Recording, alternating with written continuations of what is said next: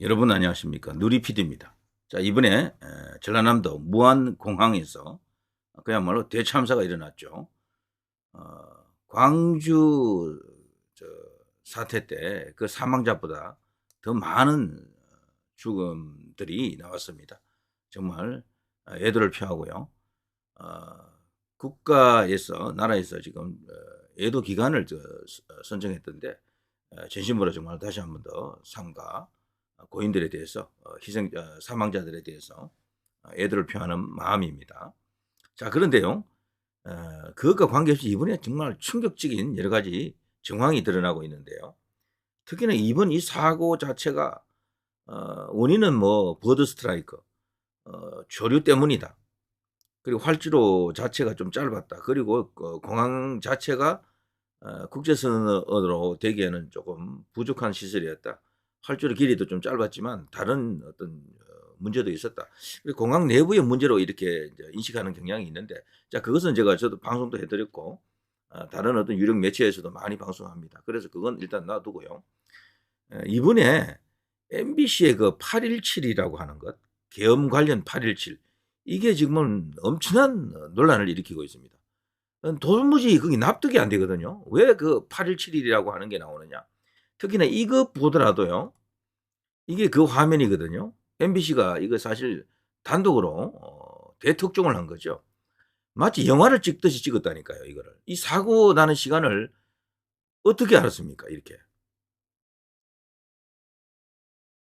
이제 두 가지로 생각할 수가 있어요. 우연히 여기 무안공항을 찍으러 갔던 어떤 팀이 있었다. 그래서 찍으려고 준비하고 있는데 뭐 딱 맞아떨어졌다. 그야말로 우연의 일치. 로또 맞는 확률이죠, 이거. 그거 하나 있고요. 아니면은 미리 대기하고 있었다. 이 두 가지 중에 한 개가 되겠죠. 물론 전자라고도 둘러댈 가능성이 큽니다. 그런데 제가 볼 때는 이미 인터넷 커뮤니티에서도 이걸 갖고 수상하다라고 생각하는 친구들이 많아요. 이걸 이렇게 완벽하게 이렇게 흔들림도 없이, 이거는 소위 말해서 트라이포드라고요. 카메라를 이렇게, 방송사 카메라는 ENG 카메라로 크잖아요. 굉장히 무거워서 어깨에 이렇게 올려놓고 이렇게 찍기도 하지만, 그럴 경우에는 약간의 흔들림이 생기거든요, 화면에. 근데 이 화면을 보게 되면 흔들림이 전혀 없죠. 이거는 트라이포드 그 삼각대에 올려놓고 이렇게 미리 세팅된 상태에서 찍었다라는 걸 알 수가 있습니다. 그러니까 이 이제 문제의 여객기가 들어올 때, 이미 들어올 때부터 다 찍고 사고가 나는 장면까지 완벽하게 이게 영상을 담아냈습니다. 그야말로 대특종입니다. 이게 전 세계적으로 아마 이 화면이 나갔을 거예요. 자, 이거 이해가 됩니까, 여러분? 자, 그리고 또 하나, 저한테 이제 이 제보가 하나 왔던데요. 자, MBC 특집 방송 중 방송 사고 자막 탄핵 8.17에 대한 의견을 저한테 이제 보내주셨습니다. 무안공항 입구 지번 주소라고 하네요. 그 8.17이 무안공항 참사 전남 무안군 망운면 P3 8.17. 그리고 여기에 이제 MBC 그 방송의 그 화면, 거기에서도요, 탄핵 관련 8.17이라는 자막이 1초간 딱 뜨잖아요. 1초. 1초 딱 떴다가 싹 사라져요. 아차 싶어서 뺐겠지. 탄핵 8.17 자막의 숫자와 무안공항 주변 주소가 같아서 저한테 이게 보내주신 분입니다. 이거 왜 보내주셨을까요? 여기에는 무슨 뜻이 있는 겁니다. 여기 보면 항공기 추락한 지점이 여기 나와 있죠. 8.15 도로 8.15 선 무안국제공항 여기인데요. 그런데 전라남도 무안군 청계면 도대리 여기가 지번 주소가 8.17이라는 겁니다.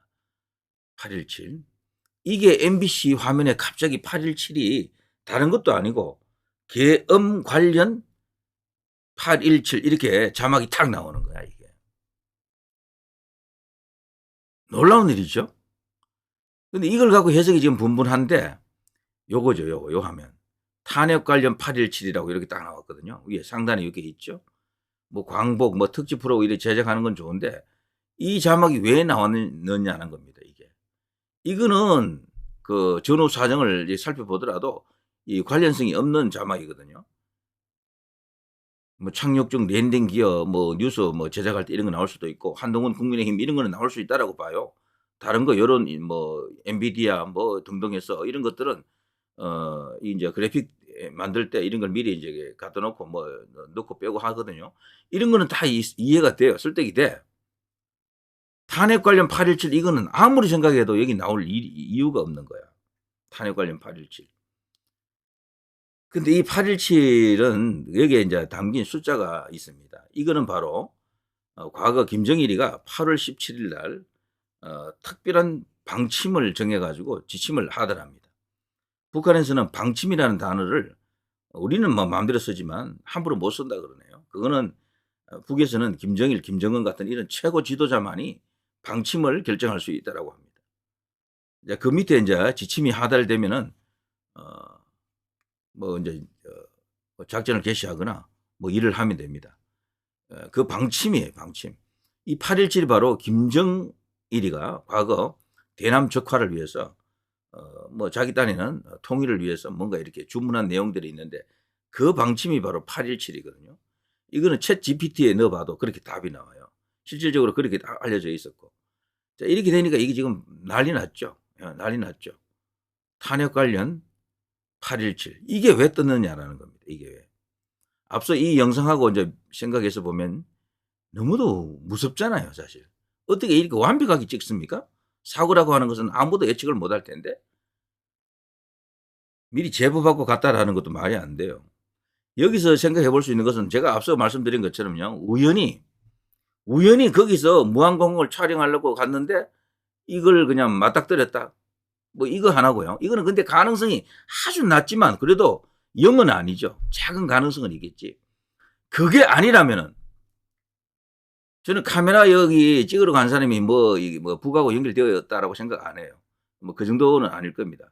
만일에 이 북하고 연결된 어떤 그런 이슈로 생각한다 그러면은 그 고위층이겠죠. MBC 내부의 고위층. 오늘 거기 가서 좀 찍고 와. 미리 이제 몇 시부터 뭐 이렇게 삼각대 설치하고 공항 활주로 쪽을 한번 찍고 있어봐. 뭐 이런 주문을 했을 수가 있을지도 몰라요. 이게 하위급 기자들이 뭐 여기 카메라 기자들이 이런 것을 직접적으로 뭐 소통한다라고 저는 안 봅니다. 그렇게까지는 아니고 다른 어떤 맥락으로 이해하는 게 맞다라고 보거든요.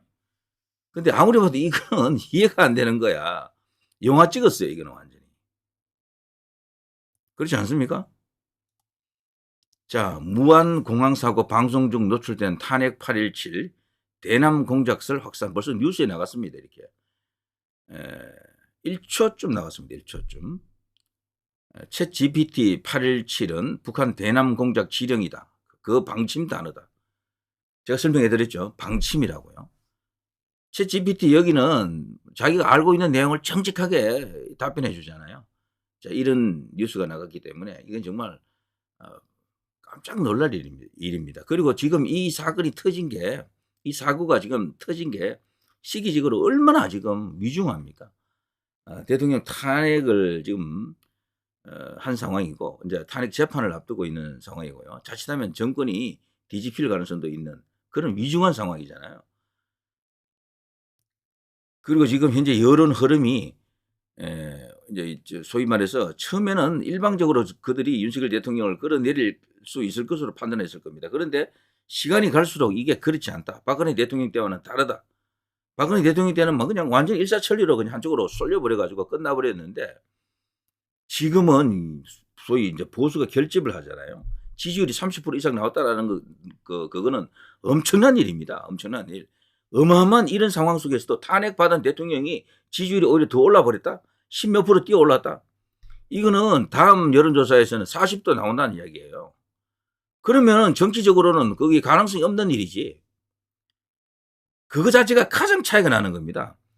광화문은 옛날 박근혜 대통령 때도 광화문에는 사람들 많이 갔어요. 그때도.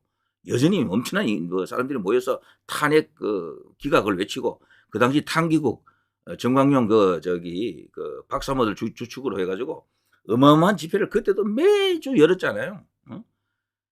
집회는 그때나 지금이나 저는 뭐 조금의 차이는 있을지 몰라도 뭐 대동소이하다고 봐요. 다른 거는 딴 거 없습니다. 언론도 그때하고 똑같아요. 계속해서 일방적으로 그냥 까고 때리고 그냥 끌어내리려고 하는데 오직 달라진 것은 지지율밖에 없어요. 지지율.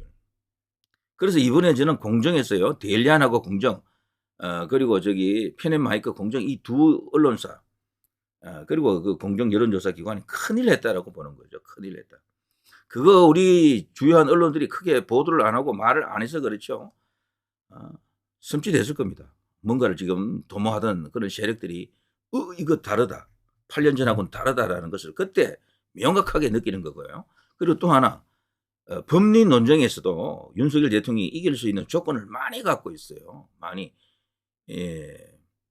탄핵 정족수 문제도 그렇고요. 6인 체제로 가느냐 9인 체제로 가느냐 그리고 대통령 권한 대행을 또 탄핵해버렸잖아요. 그거 자체가 전부 위헌이에요. 전부. 예전에 헌법재판소 그 판례 같은 그런 설명서를 보게 되면은요. 대행을 탄핵할 때는 원래 대행이 하고 있던 그 원래의 그 직분을 갖고 있던 그 대통령이 되겠죠. 대통령 탄핵에 기준에서 거기 준해서 한다고 되어 있습니다. 그러니까 200석이 필요한 거지. 200표가 필요하다고. 그런데 저들은 151일에 맞춰가지고 이번에 탄핵을 했잖아요.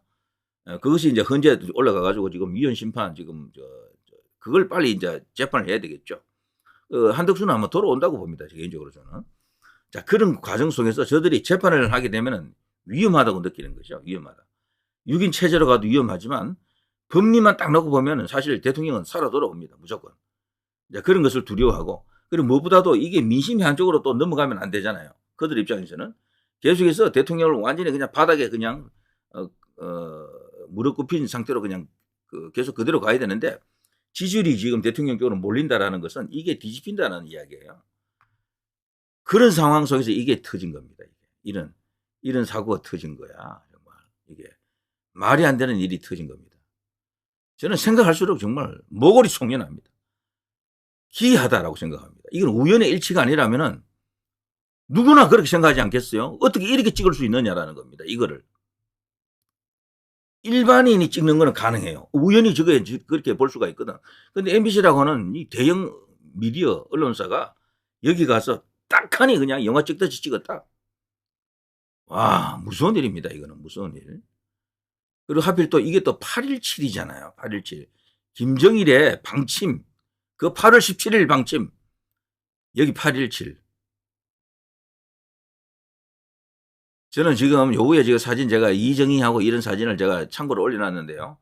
어마어마한 어떤 생떼들이 지금 등장할 겁니다. 제2세월호 같은 걸로 만들려고 하는 그런 움직임이 일어날 것이 이제 불을 보듯 보네요.